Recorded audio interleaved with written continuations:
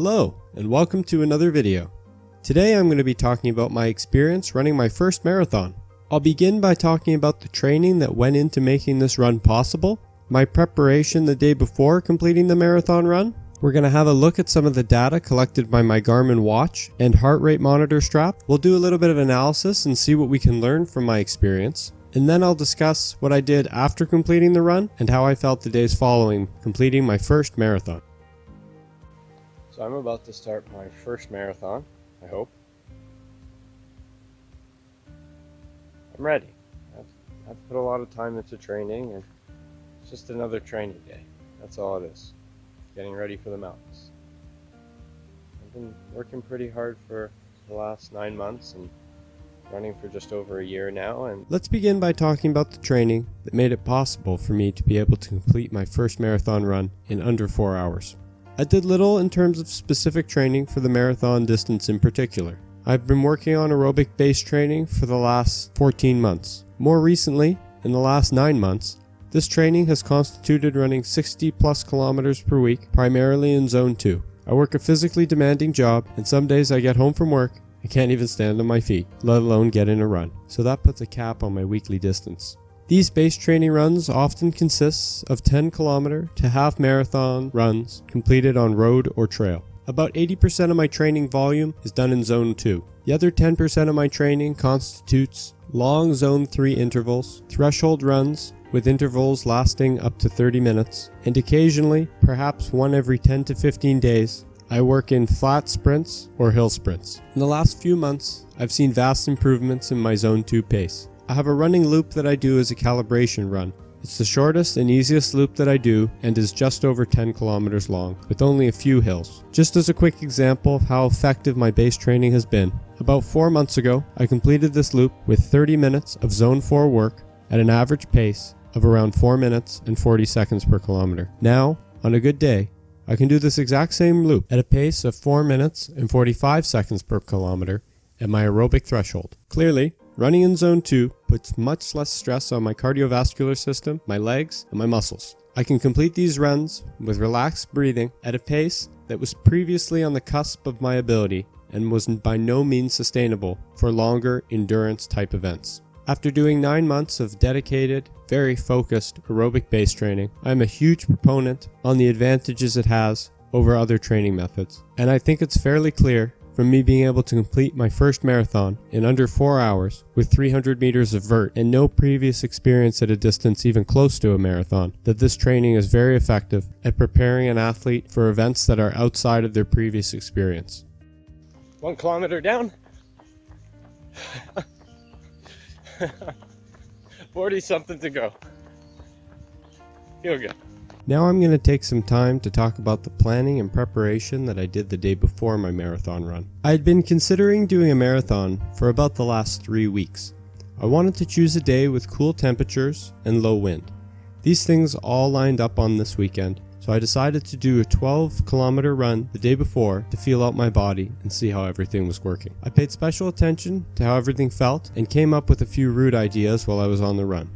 I imagined and visualized myself running for 4+ hours and prepared myself mentally, as much as I could prepare myself, having never done it before. My previous longest run was a hair under 30 kilometers. It was an insane amount of vert for my first run over a half marathon, and I did not plan a route. Normally, I don't start a run without a solid plan of where I'm going to go. Having a solid route helps me keep track of the little milestones along the way and results in less mental stress. I developed chafing issues and was sweating with temperatures around 0. Once the wind hit me, I froze. This was a very unpleasant run, probably the most unpleasant one I've ever had. But I learned a lot about my abilities to handle different situations, and after that run, I locked down my winter running gear.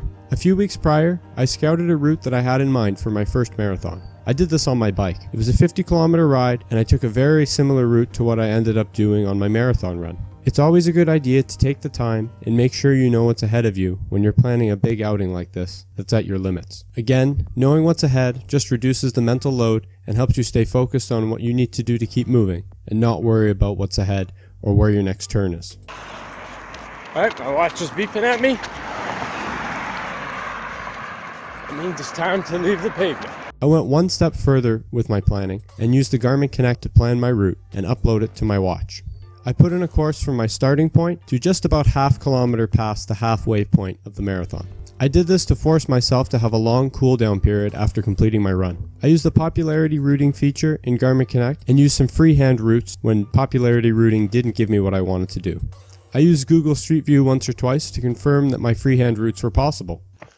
Oh, here, part of my route planning, I tried to cut through that field there.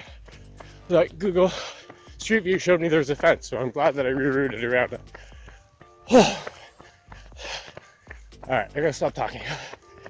I tried to work in as much trail as I could to break up the road sections.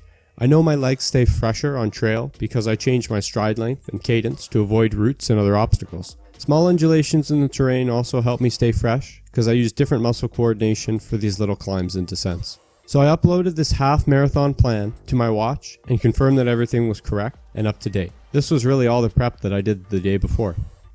On the morning of, I decided to sleep in an hour so I could feel a little bit fresher. With the weather forecast, this meant that I would end up running during the hottest part of the day, but it was only around 17 degrees. It also meant that I would start at temperatures around 10 degrees instead of the 6 degrees that was forecasted for my planned start time of 8 o'clock. I would not need gloves or a buff when running in shaded areas if I left at this later time and could shed a little bit of weight. I put together an aid bag with extra water, a hydration electrolyte mix, a few croissants, and replacement bars and gummies. My family was on board to meet up with me at about the 25-kilometer mark and bring me this bag. I wanted to have the option to have a resupply just past the halfway point. The hardest decision of this whole thing was choosing between my running vest and my running belt. My belt has significantly less water capacity at just about a quarter liter, but it keeps me cool and is lightweight. My vest adds a little bit of warmth and a fair amount of weight loaded down with a liter of water. I opted to go with the vest for the additional water. I took one Kit Kat Chunky bar, 2 packages of fruit gummies, and that was all. I usually have a Kit Kat when I'm hiking or climbing, and I know that it can give me a boost when I really need it. And gummies are my go-to for every adventure, weekend, weekday, or in the mountains. Those fruit gummies were all that I ate for my first 3 days of bushwalking in the Western Arthurs in Tasmania, when I had food poisoning. Good times. So I got my running gear on and headed to put my shoes on. I had 2 pairs of Topo Athletic Ultraflies. One had 500 kilometers on it and is my daily road shoe, and the other one was still in the box. I put both of them on and walked around a bit and decided to go with my old pair. They just felt more normal and I didn't want to change up too much on this long run. I went outside, confirmed the temperature with the forecast, and decided to leave my windproof gloves and buff behind. I did some dynamic stretches and loaded the course onto my watch. I walked about 100 meters to my starting point and off I went. This is my planned resupply point on the way back. I don't think I'm going to need it. Still have 3/4 of a liter of water and food, so probably going to go without the support and just do it unsupported. The run itself went very well. I consumed all the water and almost all the food that I brought with me. I thought I had eaten everything, but a few of the gummies had escaped their packaging and were sitting at the bottom of my vest pocket. Once I finished running and slowed down to a walking pace, I could feel that my legs were in bad shape. This was to be expected, as I had exceeded my previous longest run by over an hour and had spent a significant amount of time past my base zone into muscular endurance and tempo. The heart rate drift that I experienced was far beyond anything that I had experienced before and was very eye-opening. We'll have a deeper dive into this. Okay, so here I have opened the data in Garmin Connect for my marathon run. We're going to start here down at the bottom. That's where all the summary information is. So our distance is 20 meters over a marathon. Let's have a look at the heart rate zones here. My plan was to do as much as I could in zone 2, and that ended up being just over half the run was in zone 2. But I found that as I went, to maintain the same pace, my heart rate would increase. I saw heart rate drift occurring after about 2 hours. So that pushed me into zone 3 and eventually made my way up into zone 4. So having half an hour in zone 4, that's definitely a threshold workout right there. So if we look at my training effect, it was highly impacting my tempo, saying it was an ideal tempo workout for muscular endurance. So that makes sense. It enhanced my ability to maintain a moderate pace for a long amount of time and increases my high aerobic load. Amazingly, the training load was fairly low for the duration that I was running, but I guess it was because my heart rate was spent 2 hours in zone 2. So let's go look at the heart rate data. Here's a plot of the heart rate over time. And as you can see, once I started, there's a few hills. I'm going to overlay elevation on this. So we have the heart rate in blue and the elevation in green. So we can see Here at about the 2-hour mark, despite the fact that the elevation was not increasing, that I was not climbing, even here where we have some decreases in some flat section, my heart rate slowly was bumping up. So we have this drift occurring where it's just climbing higher and higher. I can't keep it down to maintain the same pace. So I'll now overlay pace. So pace is in this blue line and the heart rate's in the background. You can see the pace remains fairly constant here on average, even accounting for the change in elevations. And my heart rate is slowly increasing. And once I reached these hills, past the about 2.5 hour mark, my heart rate shot up significantly and I was no longer able to keep it down. This is when I was reaching my zone 4, my threshold and tempo areas. Then there was that gravel hill that I had to walk up. I'm on that steep gravel thing. My heart rate was at 170. So I'm just gonna walk it and I'll run the rest. It's starting to hurt now. Heart rate went down a bit. Nope, 170 still. I'm gonna take 20 seconds here and come down. It's not going down. The wait till it gets down to zone 2. It's not quite there yet. And then I will run the rest in zone 3. So I can't keep it down. I've been in zone 4 for the last 30 minutes almost. Very interesting stuff. We're learning some interesting things here. This is good. It's good experimenting here. 157. I'm in zone 2.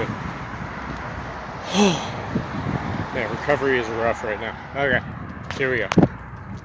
Let's do this. Even before getting to that hill at the base of it, to maintain my pace, this is right before that climb right here.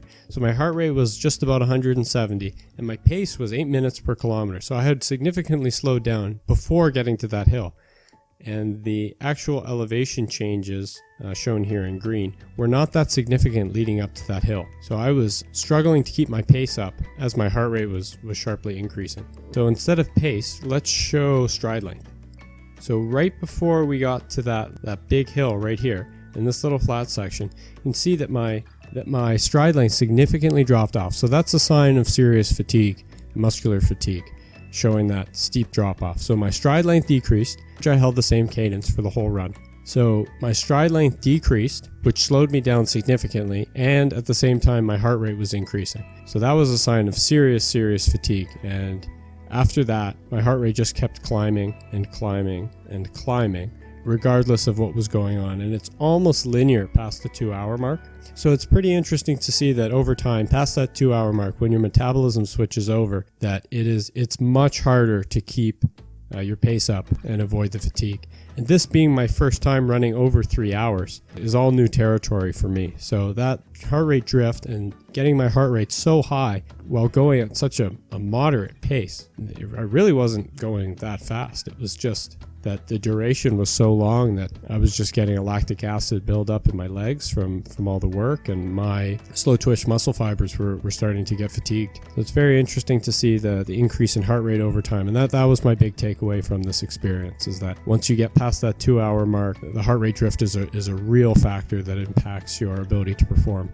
So the only way to overcome that is to spend more time over the 2-hour mark. So it means more long 30-kilometer plus runs in my future to increase my ability to avoid that heart rate drift and maintain my performance over the duration. I have 60 meters left and I've done my first marathon. And I'm going to do it in less than 4 hours to meet my goal. That's it. I just did my first marathon. So I walked the last 2 kilometers-ish to get back to home and immediately drank about 500 milliliters of water. I then began eating. Training for the uphill athlete says that getting carbs and protein into your system as soon as possible after completing a run exceeding 2 hours can greatly aid recovery. So I consumed 2 croissants and 2 hot dogs right away. I was very hungry, but didn't want to overdo it. I rested for another half hour and went up and down some stairs a few times. This turned out to be very difficult. The last kilometer, it's a hill, going down the hill. I pulled both my hamstrings. Every step felt like I was getting hit in the thigh with a hammer. The muscle pulls that I had at the end of the run were very painful, and would end up plaguing me for about 3 more days. I was covered in a coating of salt from my sweat and decided to take a shower. The shower itself must have been too warm, because I could feel my blood pressure drop as I vasodilated from the heat. This made me feel very nauseous. After some discomfort and extreme nausea, including some gagging, I basically collapsed and fell asleep for an hour. When I woke up from my little nap, I felt almost completely back to normal, except with the pain in my legs. This discomfort and stiffness in my legs would last for about 3 days. 3 days later, I went on my first run after completing my marathon. It was a very easy, very short run in zone 1 and 2, and I still had a little bit of pain in my legs. 4 days after completing the marathon, I did my calibration loop again, and felt very good. Everything had returned to normal and I didn't see any ill effects from completing the run. So, this brings me to the end of my video wrapping up my first marathon. This video, more than anything, was a reflection for myself about my experience and a way to catalog and diarize what I did before and after. I really enjoyed running the marathon. I didn't find it stressful or difficult in any way. Of course, it was uncomfortable at times, but it really wasn't that bad all in all. I'm really proud of the fact that I did it completely unsupported and not part of a race or anything. The only person motivating me to go was myself. I didn't have anyone else I was chasing or people behind me I was trying to outrun. It was just me and myself, and that made the experience very fulfilling to know that I was the sole motivator for what I did. So I want to thank you for watching and sharing this experience with me. It's something fairly personal, but I wanted to share it with my channel and my slowly growing community I'm building here on YouTube. I've really become quite passionate about making these videos and sharing my experiences and what I'm learning with you. If you're new here, I hope you can take a second to hit the subscribe button. Hit the thumbs up if you like this video, and I'll see you on the next video.